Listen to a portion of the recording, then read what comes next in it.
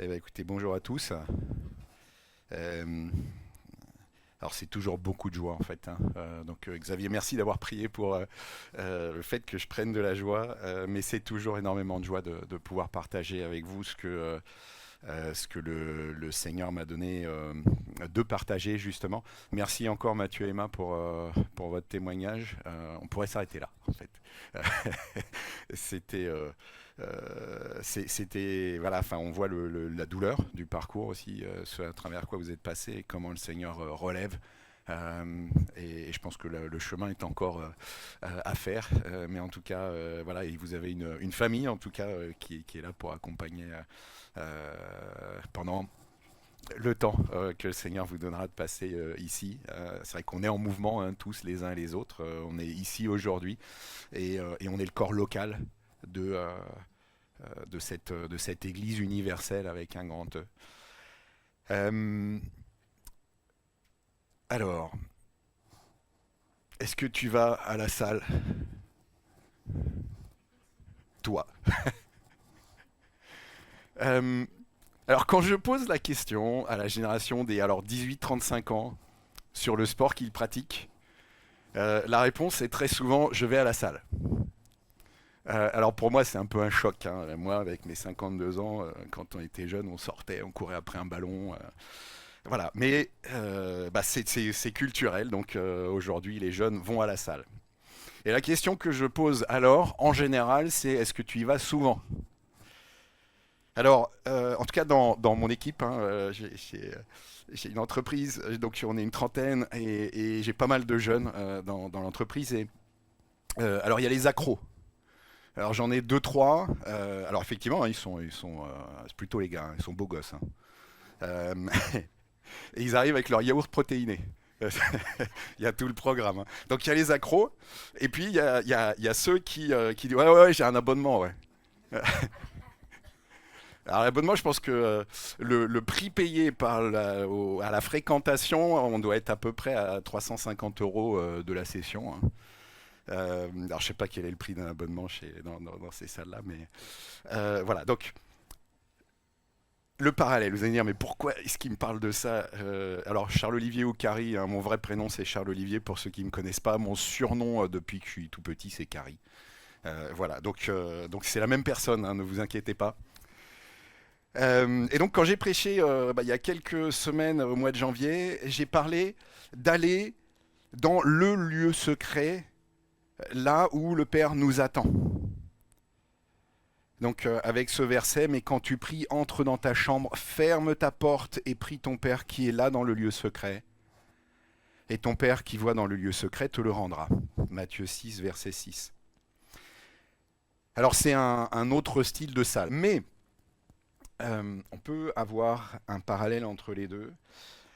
Euh, voilà, la salle de sport et puis ce lieu secret où je vais me retrouver. Aller à la salle de sport. Alors cette salle, c'est un lieu d'exigence, c'est un lieu de discipline, c'est un lieu où on va développer son corps. Je disais que mes gars, c'est des beaux gosses, alors c'est vrai que le corps est développé. Et finalement, on y va aussi souvent pour se préparer, pour être fort physiquement, pour un autre sport. Euh, il y a je crois, un surfeur là, de l'équipe de France des Jeux Olympiques, en fait, qui était plus fort que tous les autres, sauf qu'arrivé à la fin de l'épreuve, il a affaibli. Et les trois sont passés devant lui, il a fini quatrième. C'est ballot pour les JO. Voilà, donc il n'a pas fait probablement assez de salles en l'occurrence. Donc préparer le corps à être fort physiquement pour un autre sport. Et puis il y a quelque chose de très vertueux. Plus je progresse, plus je suis motivé. Quand je vais dans le lieu secret, Euh, alors d'abord, enfin, le Seigneur là m'a mis à cœur de nous faire réfléchir sur notre persévérance dans la prière. Donc la persévérance à aller dans le lieu secret. De même que finalement je peux être persévérant pour aller à la salle justement, bah, je suis appelé à être persévérant pour aller dans ce lieu secret. Et dans ce lieu secret, c'est aussi un lieu d'exigence, comme finalement la salle, alors, mais c'est aussi un lieu de réconfort. Et ça, c'est extraordinaire. Il y a une dimension qui, bah, forcément, dépasse tellement. Et je ne suis pas en train d'opposer, hein. Je suis en train de vraiment d'utiliser un parallèle. Il n'y a pas de mal à aller à la salle. Mais comme je sais que certains vont être attirés par ça, justement, bah tiens, est-ce que ça va pas me parler d'une façon particulière? Euh, c'est un lieu, donc, bah, d'un côté, je développe mon corps, de l'autre, je développe mon esprit. Mon esprit au sens relation spirituelle avec ce qui fait en moi un être spirituel. Euh, de même que je vais préparer mon corps à être fort physiquement, là je vais préparer mon esprit à être fort. Donc je vais développer cette force spirituelle. Et l'image du corps qui se muscle, je pense qu'on peut avoir cette image de l'esprit qui se muscle, qui se développe. Et donc là aussi, c'est vertueux. Plus je progresse, et ça, je pense que ceux qui ont commencé, qui sont en chemin, qui ont senti les moments où ils étaient mieux, peut-être que là, je suis sur du moins bien, mais plus je progresse, plus je suis motivé. Plus j'ai envie de retourner dans ce lieu secret. Et, et ça, on va le voir, là, dans ce lieu, se jouent des choses dans le domaine spirituel. Il y a, bon, bah, quand je vais à la salle de sport, finalement, bah, voilà, ça s'arrête à ce qui se passe dans le corps. Là, il se passe des choses dans le monde spirituel et on va pouvoir y venir. Donc, aller dans le lieu secret, je le disais, implique de la persévérance. Et donc, la question que j'ai ce matin pour chacun d'entre nous, c'est est-ce que tu fais partie des accros qui arrivent avec leur yaourt protéiné? Là, je parle de spirituel, un domaine spirituel. Ou est-ce que tu es plutôt dans le camp de j'ai pris un abonnement qui sert ponctuellement? Et souvent, bah, on est quelque part entre ces deux extrêmes. Mais souvenez-vous, ce que j'ai partagé en janvier, prier dans le lieu secret, c'est une des pratiques mentionnées par Jésus pour être cet homme sage qui a construit sa maison sur le roc. C'est pas la seule, mais c'est une des pratiques où là Jésus dit si tu ne mets pas ça en pratique, tu es comme cet homme qui a bâti sa maison sur le sable et quand le vent arrive, la pluie tombe, la maison tombe. Donc il y a un enjeu qui est très très important, très fort. Alors on avait vu euh, trois clés.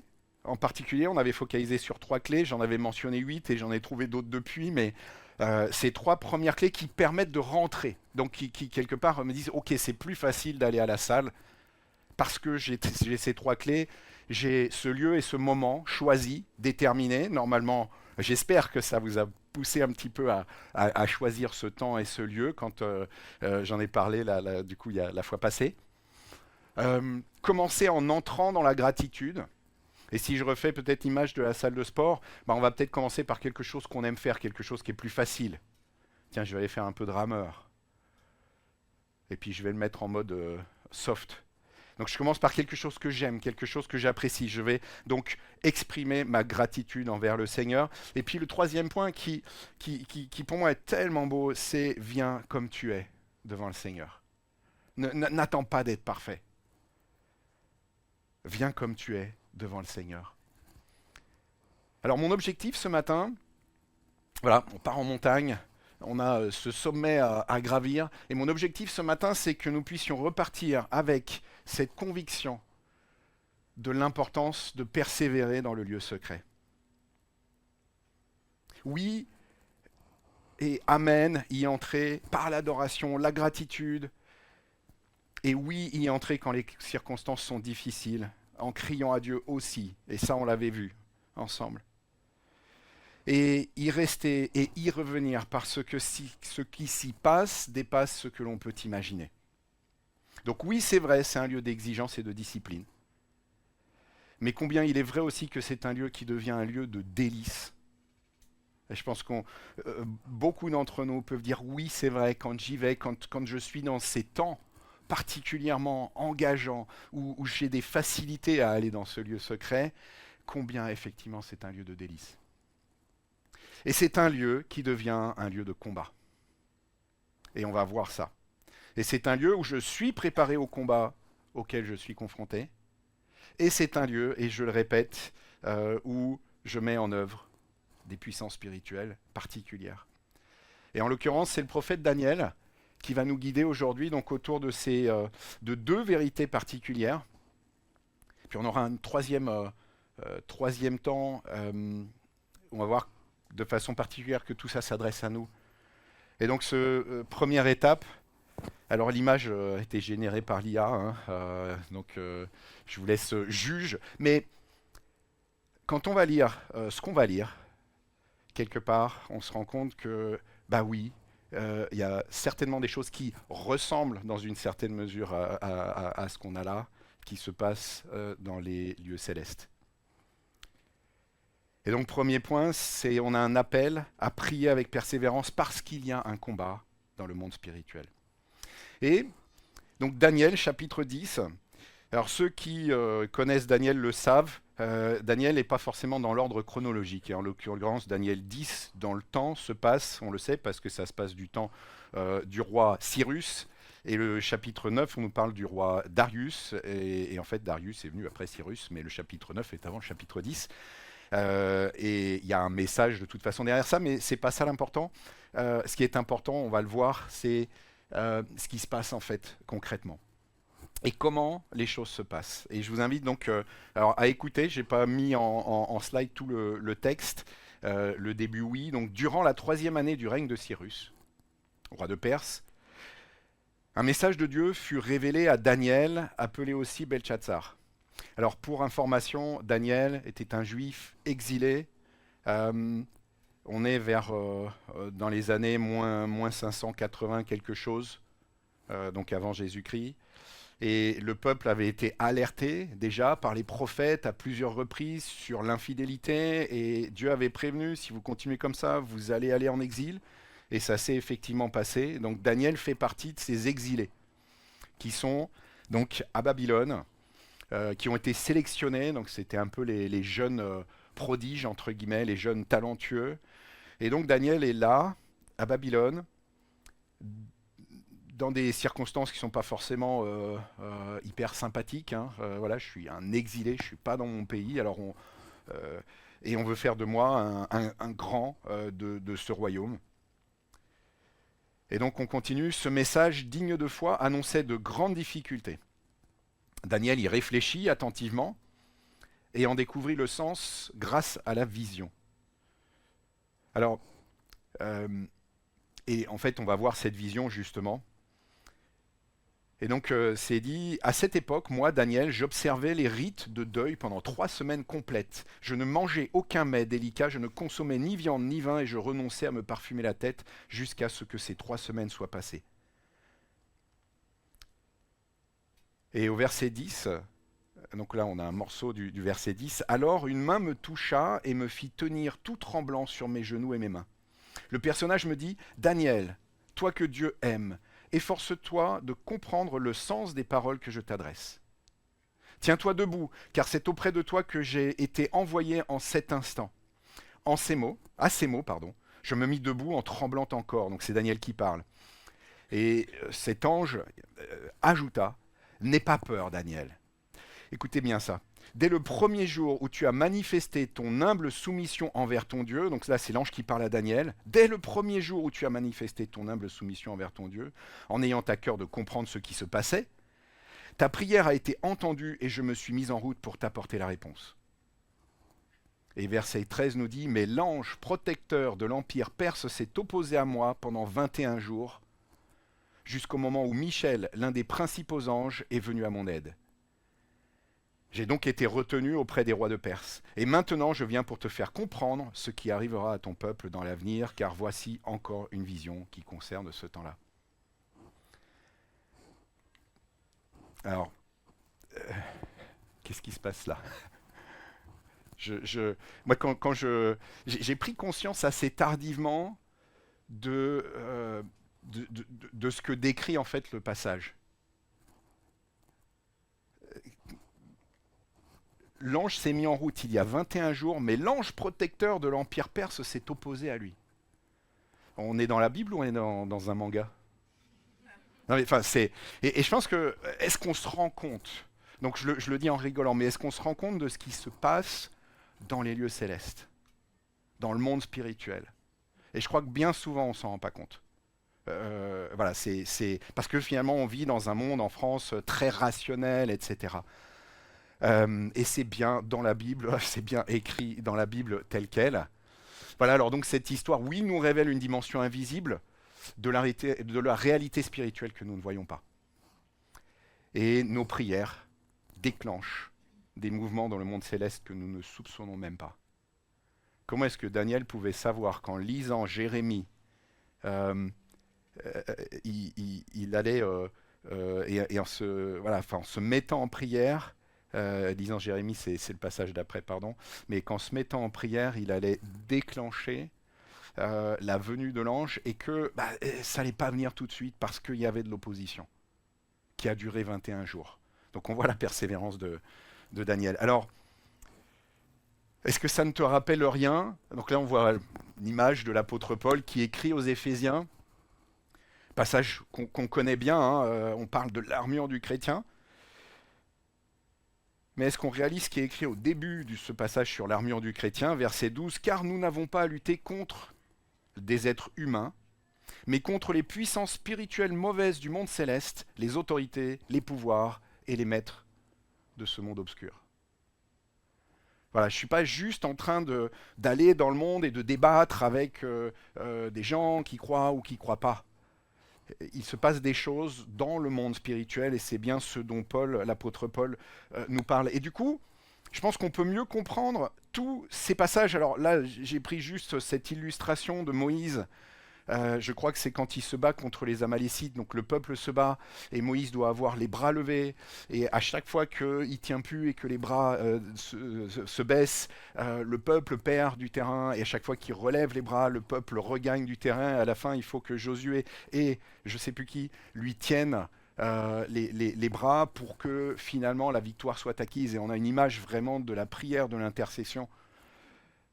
Donc là, on comprend mieux, je pense, ce type de passage. Et on comprend mieux pourquoi Jésus, dans le jardin, avant d'être livré, prie, il en est jusqu'à suer du sang, et qu'il appelle les disciples et qu'il leur dit, mais vous n'êtes pas capables de prier. Et qu'au moment où Jésus vient être cherché, Jésus est prêt, alors que les disciples ne sont pas prêts, et on le voit dans le comportement. Pierre qui dégaine son épée. Voilà, donc là, on comprend, je pense, ce qui est en train de se tramer au jardin à ce moment-là.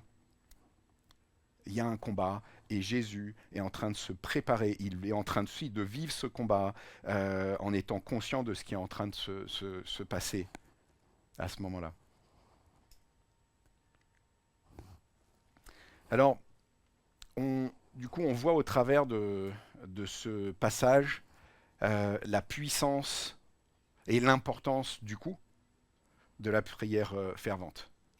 Si je détiens une arme puissante et que je suis attaqué et que je ne m'en sers pas, ou que je peux défendre ma ville et que je ne m'en sers pas, à quoi est-ce que je sers en fait?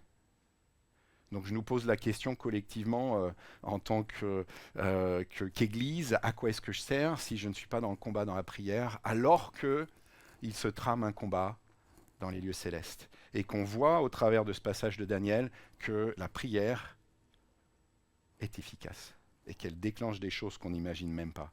John Piper écrit « Nous ne pouvons comprendre ce qu'est la prière sans comprendre premièrement que nous sommes en guerre. »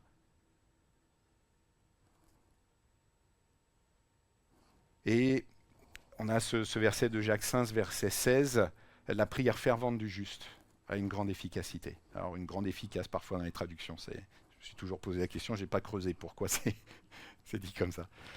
Donc prier n'est pas une simple formalité, c'est pas quelque chose qui est bien, qui va me faire du bien. Alors, oui, ça fait du bien. Mais c'est une action stratégique dans le combat spirituel et une expression de dépendance totale envers Dieu. Même si Dieu est souverain, la prière n'est pas inutile. Loin de là. Et on va le voir sur la deuxième partie. Et vraiment à noter, c'est Piper qui dit ça aussi, chaque avancée spirituelle est précédée de prières ferventes. Chaque nouvelle Pentecôte a eu sa période préparatoire de supplication. Ainsi, la prière est le moteur invisible derrière toute victoire dans la mission et la sanctification. Et si on pense à ce temps justement de Pentecôte, les disciples s'étaient mis d'accord pour se retrouver à acte 1 et prier, et ils persévéraient dans la prière, c'est ce qui est écrit, et là, c'est dans cette chambre haute qu'ils vont recevoir de façon visible et évidente le Saint-Esprit. Donc on a une illustration parfaite de ce qui se passe quand on persévère dans la prière. Et Daniel va nous permettre aussi, donc là on voit, on nous rappelle au travers de Daniel chapitre 10 ce qui se passe en fait dans le monde spirituel. Et on voit le combat et on voit l'importance de la prière. Et je voudrais qu'on aussi développe, parce que j'en ai besoin, parce que c'est un chemin que j'ai fait et que je suis encore en train de faire, d'apprendre à prier pour l'accomplissement des promesses. Ce n'est pas parce que Dieu a promis que je ne prie plus. Et avec la culture très positive que j'ai reçue, j'ai eu le privilège de grandir dans une famille où quand on me disait oui, c'était oui. Et quand on me disait non, c'était non aussi. Mais je pouvais faire confiance. Et j'ai grandi dans une église aussi où je pouvais avoir cette confiance. C'est vrai que quand on grandit avec ce type d'environnement, on a l'habitude... Enfin, j'ai développé une vie de prière où je demandais, mais j'avais tendance à demander une fois. Parce qu'en fait, le Seigneur est bon, il est puissant, il entend.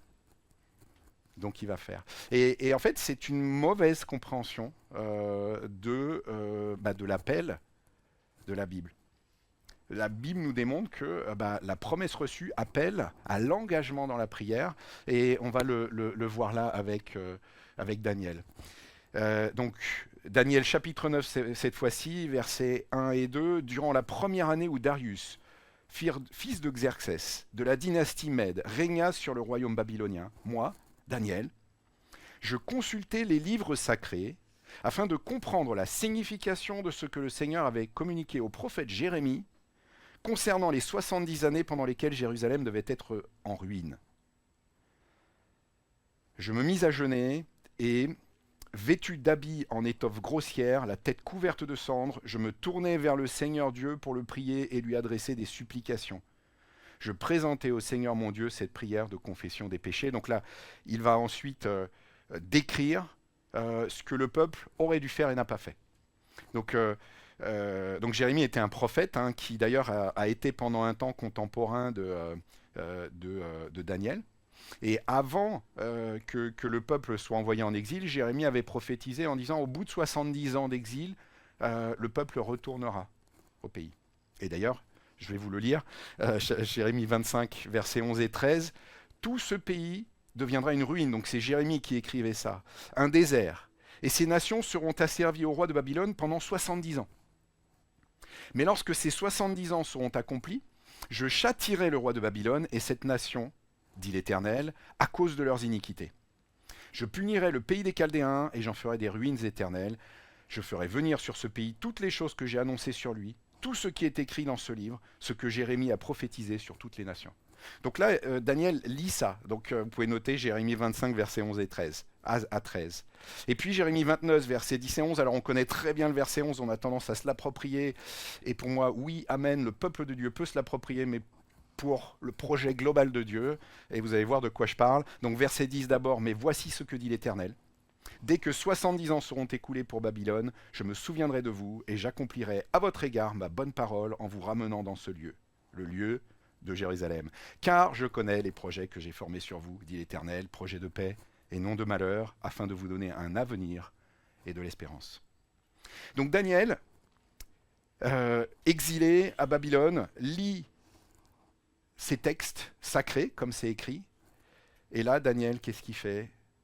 Il se met en prière, il jeûne, il se recouvre, c'est ce qui est écrit, il se met en attitude de deuil.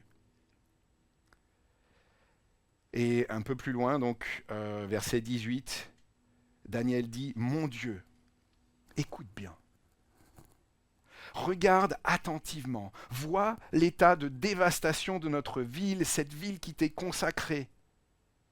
En te présentant nos supplications, nous ne comptons pas sur nos mérites, mais sur ton amour infini.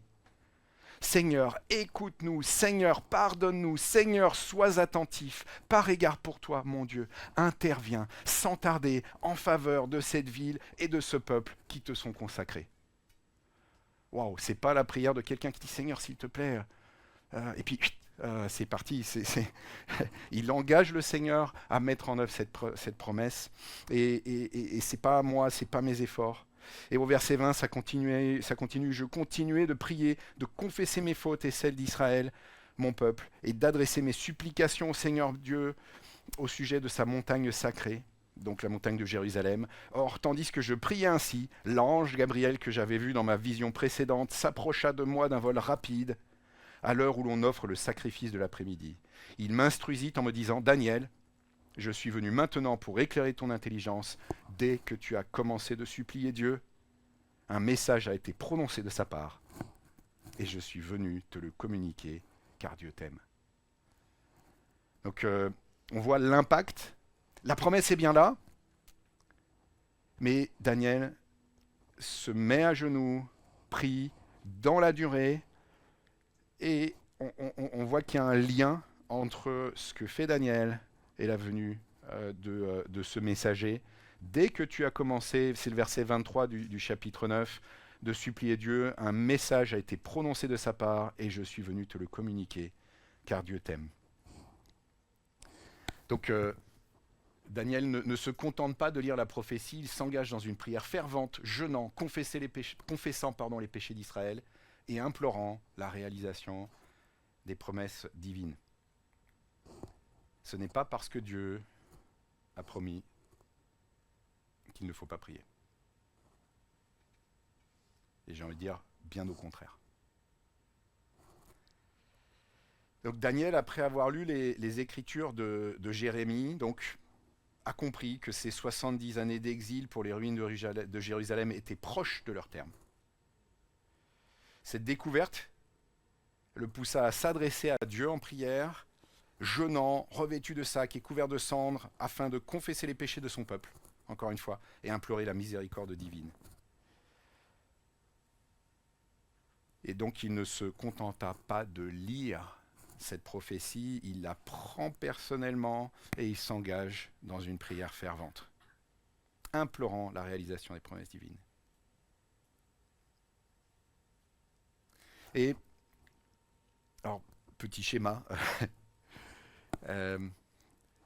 qui nous permet de résumer, mais le dernier point en bas, il n'y a pas que dans Daniel. Alors, j'ai préféré focaliser vraiment et réduire pour ne pas aller sur tous les textes qu'on pourrait imaginer. Mais allez par exemple lire Ésaïe 62, où Ésaïe dit « Je ne me tairai pas ». Parce qu'il y a une promesse en fait pour une Jérusalem restaurée.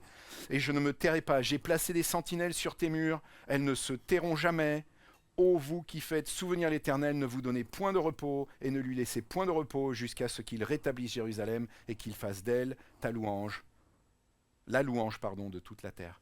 Donc voilà, et les passages mais alors, sont ultra nombreux. Donc je reste sur ces deux passages de Daniel, mais vraiment, ayons conscience que le Seigneur nous appelle à avoir cette foi dans la puissance de la prière. Bien sûr, foi en lui, mais foi dans la nécessité de prier. Donc oui, Dieu est souverain, et oui, il agit selon ses desseins parfaits, et il accomplit ce qu'il a planifié. Mais non, la prière n'est pas inutile. Dieu utilise nos prières comme moyen pour accomplir ses plans, et Dieu a planifié non seulement les fins, mais aussi les moyens. Et parmi ces moyens, il y a la prière. Donc si je ne prie pas, quelque part, je prive le peuple de Dieu, collectivement, d'un moyen d'action de notre Dieu.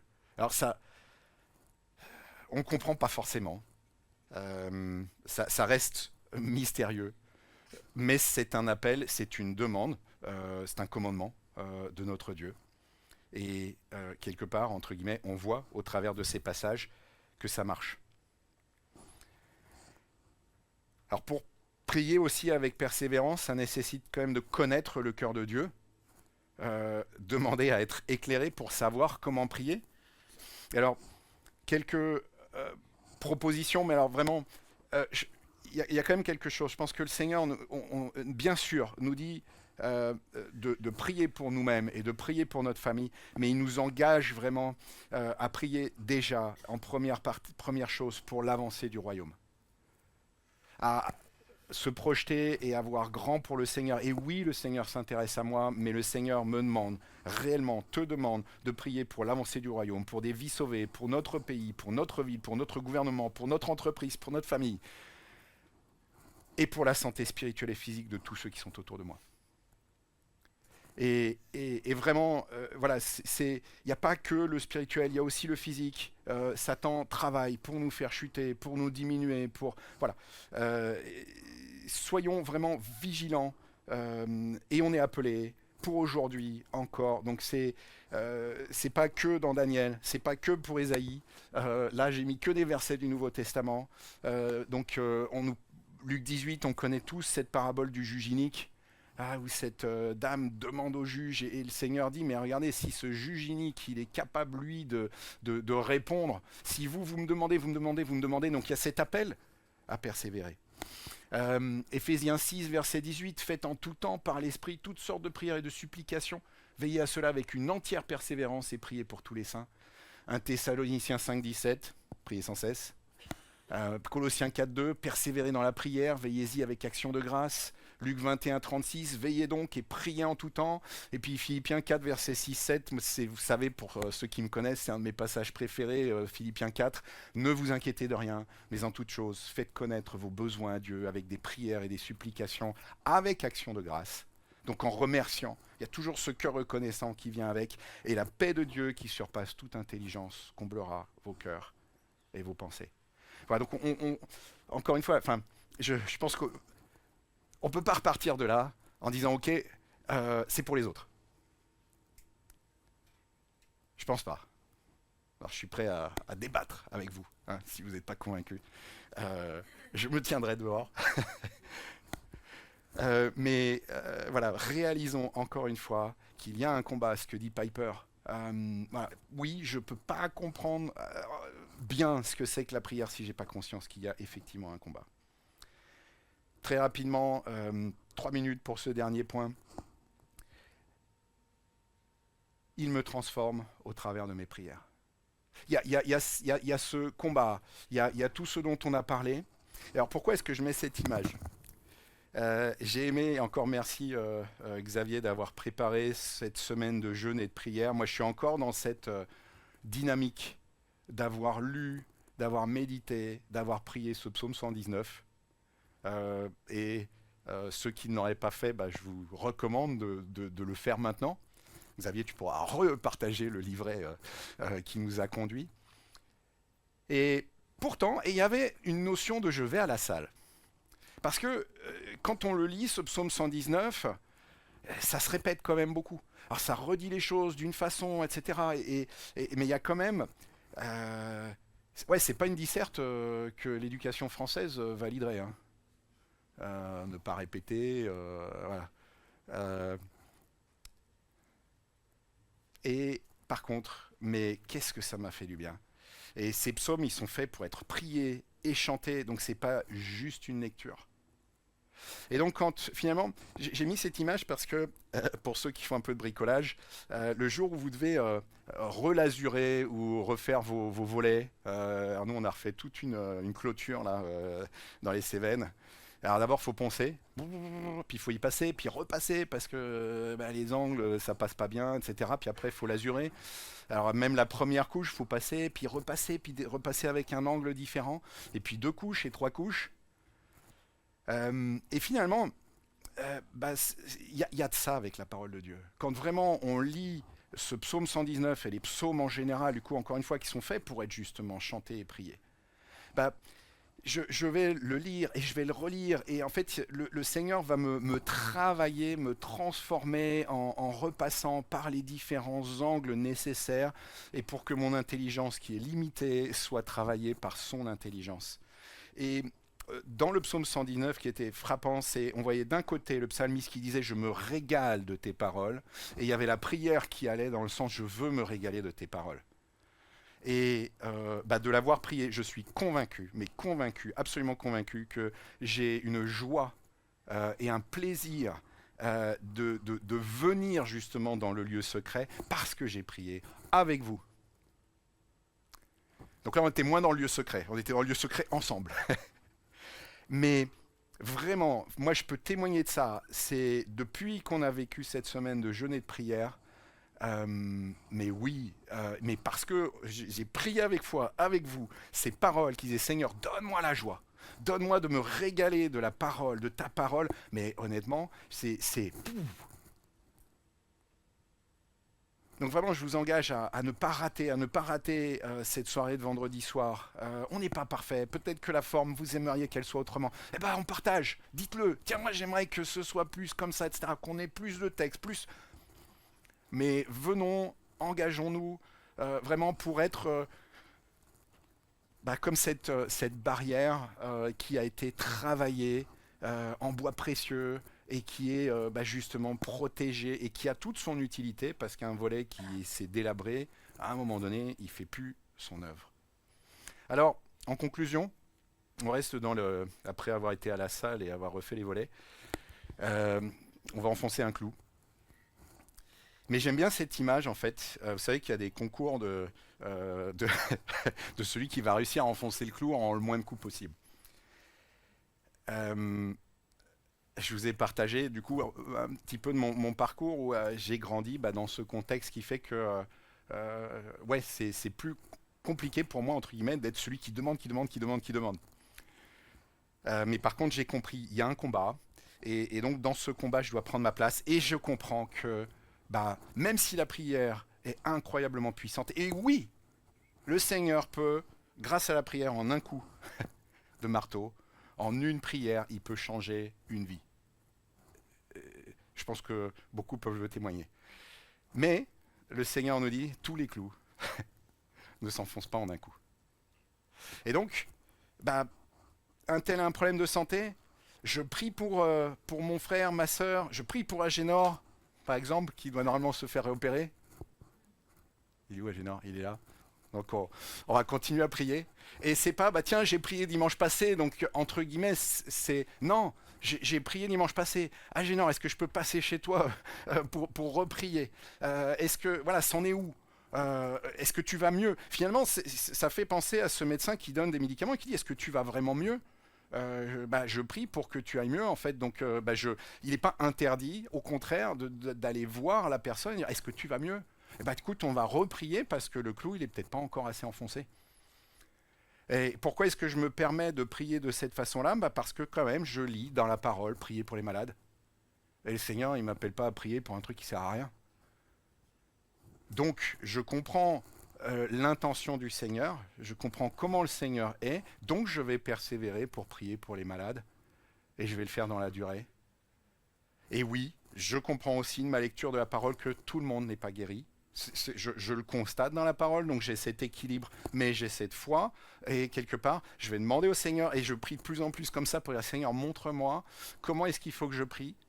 Mais tant que j'ai pas la certitude que tu me dis, non, cette personne ne sera pas guérie, je vais continuer à prier en fait, avec foi. Et en me disant, quand je vais dans le lieu secret, et qu'est-ce que ça m'a parlé ça depuis que j'ai prêché là-dessus? Quand je vais dans le lieu secret, mon Père m'attend. Mais je dis, c'est tellement fort de prêcher.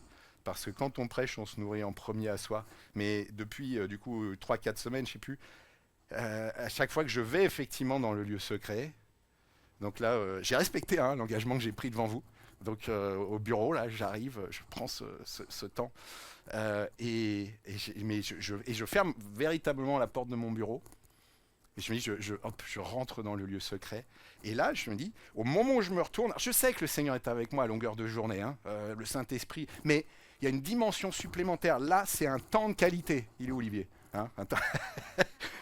C'est un temps de qualité.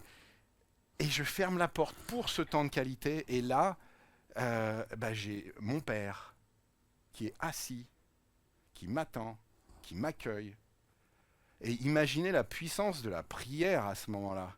Je parle directement, grâce à Jésus, animé par le Saint-Esprit, à mon Père. Et là, il est assis avec moi et je lui demande avec foi ce qui correspond à sa volonté. Perso, ça me travaille tellement en ce moment. C'est... Waouh. Euh, c'est tellement fort. Donc, et on peut recevoir, on a ces promesses de la parole. On peut recevoir une promesse personnelle. J'en ai reçu une en particulier au moment où j'ai revendu mon entreprise. Bah, elle n'est pas encore complètement arrivée. Et donc je continue de prier. C'est un de mes collègues qui m'a partagé Ésaïe 43, versets 18 et 19. Et on n'y est pas encore. Et j'ai dit, Seigneur, c'est trop bien, ça va arriver.